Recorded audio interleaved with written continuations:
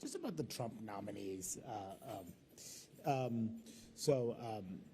Trump's picks, they're really, I've not heard of much Democratic opposition yet. Is there a reason why Democrats aren't being as vocal, and should they be more vocal? I think we have been pretty vocal. I mean, look, what qualifies somebody to be a Trump nominee? You just look at the nominees.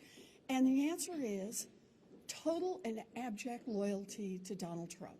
Not to the Constitution of the United States, not to the people of the United States, but total loyalty to Donald Trump. That's it. Mm-hmm.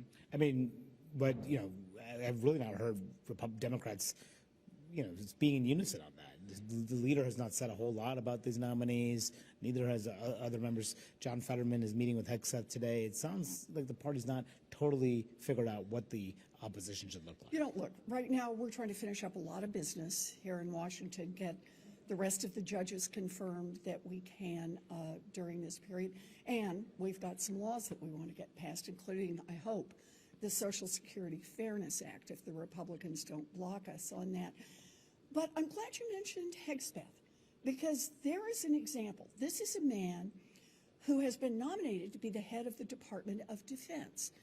18% of those who serve right now in our active duty military are women. And yet Hegseth has said, just as early as November 7th, nope, he doesn't think women ought to be able to serve in combat. And he's saying that to the faces of women right here in the United States Senate and the House of Representatives who have actually served in combat.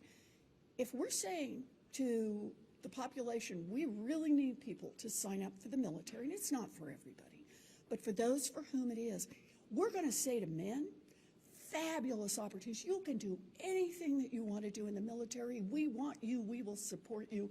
We will train you. We will give you an amazing career. But to women, not so much. You just got this little part that you can do, and not a big part of the key of what's involved in being active duty military and opportunities for promotion. So I think of that kind of thing as we got to have some serious conversations about this.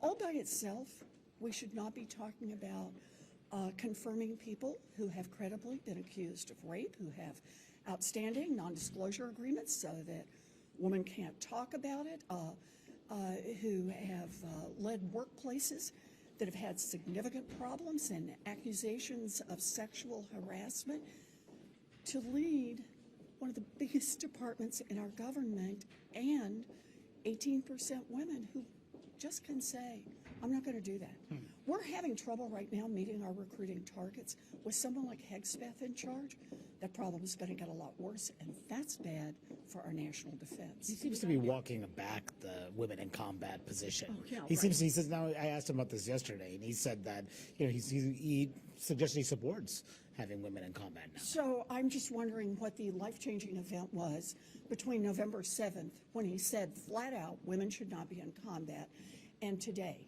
Is it that he's getting some pressure? And by the way, if you were a young woman thinking about joining the military, would you be willing to trust your career on, oh, he's had a total change of heart in just the last couple of weeks before the confirmation hearings? Really? And just as I let you go, do you think in next year, should Democrats fight tooth and nail everything Trump is doing? I think you fight on the things we should fight.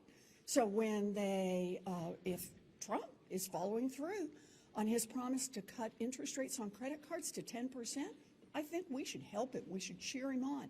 Consumer Financial Protection Bureau is going to be a great partner in that.